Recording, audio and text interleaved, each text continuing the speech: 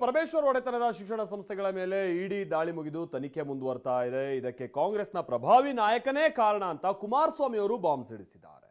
ಏನ್ ಹಾಗಾದ್ರೆ ಕಾಂಗ್ರೆಸ್ನ ಪ್ರಭಾವಿ ನಾಯಕ ಯಾರು? ಹಾಗಾದ್ರೆ ಈ ರೇಡ್ ಹಿಂದೆ ಇರೋದು ಕುಮಾರಸ್ವಾಮಿ ಅವರ ಪ್ರಕಾರವಾಗಿ ಏನ್ ನಡೀತಾ ಇದೆ ಈ ವಿಚಾರವಾಗಿ ರಾಜಕೀಯ ಬನ್ನಿ ನೋಡೋಣ.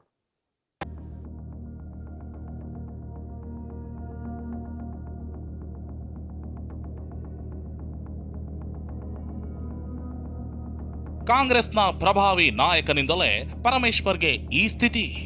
ಕಾಂಗ್ರೆಸ್ನ ಪ್ರಭಾವಿ ನಾಯಕನಿಂದಲೇ ಇವತ್ತು ಈ ಪರಿಸ್ಥಿತಿ ಎದುರಿಸ್ತಾ ಇದ್ದಾರೆ. ಸಿಎಂ ರೇಸ್ನಲ್ಲಿ ಇದ್ದಿದ್ದಕ್ಕೆ ಕೇಸ್ ಓಪನ್, ಎಚ್ಡಿಕೆ ಬಾಂಬ್. ಮುಖ್ಯಮಂತ್ರಿ ಅಭ್ಯರ್ಥಿ ಅಂತಕ್ಕಂಥ ಬಿಂಬಿಸ್ಕೋಬೇಕು ಅಂತ ಏನು ಹೊರಟರು, ಈ ಪ್ರಕರಣ ಪ್ರಾರಂಭ ಆಗಿದೆ. ಸುಳ್ಳಿಗೆ ಮತ್ತೊಂದು ಹೆಸರು ಕುಮಾರಸ್ವಾಮಿ ಅಂತ ಡಿಕೆ ಪಂಚ್. ಸುಳ್ಳಿಗೆ ಮತ್ತೊಬ್ಬ ಹೆಸರು ಕುಮಾರಸ್ವಾಮಿ.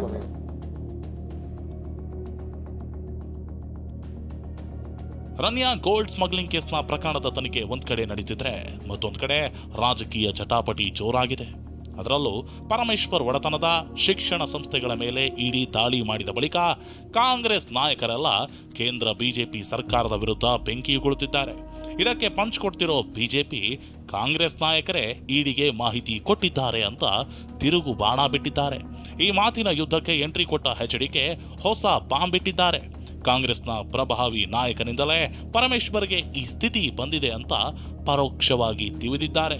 ಇದಕ್ಕೆ ಡಿಕೆ ಪಂಚ್ ಕೊಟ್ಟಿದ್ದಾರೆ.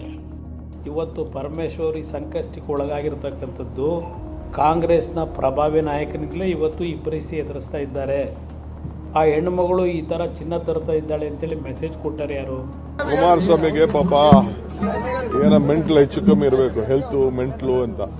ಸುಳ್ಳಿಗೆ ಮತ್ತೊಬ್ಬ ಹೆಸರು ಕುಮಾರಸ್ವಾಮಿ ಅಂತ. ಇಡೀ ದೇಶದಲ್ಲೇ ಹೋರಾಟ ಮಾಡ್ತೀವಿ. ಸೋನಿಯಾ ಗಾಂಧಿ ಕೇಸಿಂದ ಹಿಡಿದು ಸೋನಿಯಾ ಗಾಂಧಿ ಏನು ಸ್ವಂತ ಕೇಸ್ ಏನು ಮಾಡ್ಕೊಂಡಿಲ್ಲ, ಸ್ವಂತ ಆಸ್ತಿನೂ ಏನು ಮಾಡ್ಕೊಂಡಿಲ್ಲ. ಎಲ್ಲ ಹೋರಾಟ ಖಂಡಿತ ನಾವು ಮಾಡ್ತೀವಿ. ನಮಗೆ ನ್ಯಾಯಾಲಯದ ಬಗ್ಗೆ ನಂಬಿಕೆ ಇದೆ.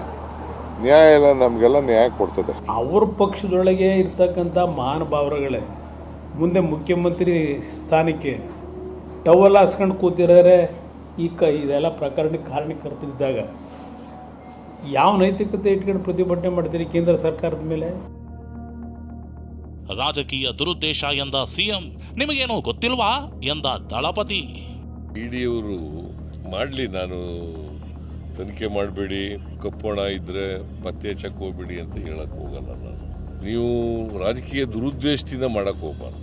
ದಲಿತ ಸಮಾವೇಶ ಮಾಡ್ತೀನಿ ಅಂತ ಹೇಳಿ ದೆಹಲಿಗೆ ಬಂದು ದೆಹಲಿ ನಾಯಕರು ಭೇಟಿ ಮಾಡಿ ಅವರು ಪ್ಯಾರಲಲ್ಲಿ ನಾನು ಒಬ್ಬ ಮುಂದಿನ ಮುಖ್ಯಮಂತ್ರಿ ಅಭ್ಯರ್ಥಿ ಅಂತಕ್ಕಂಥ ಬಿಂಬಿಸ್ಕೋಬೇಕು ಅಂತ ಏನು ಹೊರಟರು.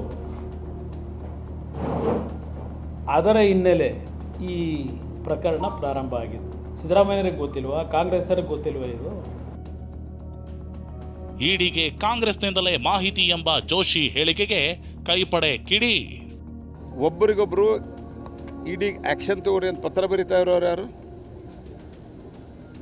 ಕಾಂಗ್ರೆಸ್ಸಿನ ಒಂದು ಗುಂಪು ಪರಮೇಶ್ವರ್ ಅವರ ಮೇಲೆ ಆ್ಯಕ್ಷನ್ ಆಗಬೇಕು ಅಂತ ಹೇಳ್ಕೊಂಡು ಎಲ್ಲ ಮಾಹಿತಿಯನ್ನು ಕಳಿಸ್ತಾರೆ. ಮತ್ತು ಇಲ್ಲಿ ಡ್ರಾಮಾ ಮಾಡ್ತಾರೆ. ನೀವು ಒಂದು ಕೆಲಸ ಮಾಡಲಿ, ಅವರು ಪ್ರಹ್ಲಾದ್ ಜೋಶಿ ಅವರು ಯಾರು ಕಾಂಗ್ರೆಸ್ನವ್ರು ಕೊಟ್ಟಿದ್ದಾರೆ ಅದನ್ನು ಗೊತ್ತಿರ್ತದೆ ಅವ್ರಿಗೆ. ಕಾಂಗ್ರೆಸ್ನವ್ರು ಯಾರು ಕಾಗದ ಪತ್ರ ಕೊಟ್ಟಿದ್ದಾರೆ, ಏನು ಕೊಟ್ಟಿದ್ದಾರೆ, ಪ್ರಹ್ಲಾದ್ ಜೋಶಿ ಅವರು ಬೈರಂಗ ಹೇಳ್ಬಿಡಿ ಅದನ್ನು. Let Prahlad Joshi tell. ಹೇಳಲ್ಲ ಪ್ರಹ್ಲಾದ್ ಜೋಶಿ ಅವರು, ಸುಮ್ಮನೆ ಗಾಳಿಯಲ್ಲಿ ಕೊಂಡು ಬಿಡಬೇಡ್ರಿ, ಹೇಳ್ಬಿಡಿ ಇಂಥವ್ರು ಮಾಡಿದ್ದಾರೆ. ಪ್ರಹ್ಲಾದ್ ಜೋಶಿಗೆ ಎತ್ಕಟ್ಟೋದ್ರಲ್ಲಿ ಫೇಮಸ್ಸು. ಕರ್ನಾಟಕದ ಕನ್ನಡಿಗರ ಬಗ್ಗೆ ಗೌರವವನ್ನು ಇಟ್ಕೊಳ್ಳಿ. ಅನವಶ್ಯಕವಾಗಿ ಎತ್ಕಟ್ಟಿ ರಾಜಕಾರಣ ಮಾಡ್ತಕ್ಕಂಥದ್ದನ್ನ ಮಾನ್ಯ ಪ್ರಹ್ಲಾದ್ ಜೋಶಿ ಅವರು ಬಿಡಬೇಕು. ಒಂದು ಇಡಿ ದಾಳಿ ರಾಜಕೀಯ ಚಟಾಪಟಿಗೆ ಕಾರಣವಾಗಿದ್ದು, ಇಡಿ ದಾಳಿಯಾಗಲು ಕಾಂಗ್ರೆಸ್ನವರೇ ಕಾರಣ ಅಂತ ಬಿಜೆಪಿ ಕೌಂಟರ್ ಕೊಡ್ತಿದೆ. ಇದೆಲ್ಲ ರಾಜಕೀಯ ಅಂತ ಕಾಂಗ್ರೆಸ್ ವಾದಿಸ್ತಿದೆ.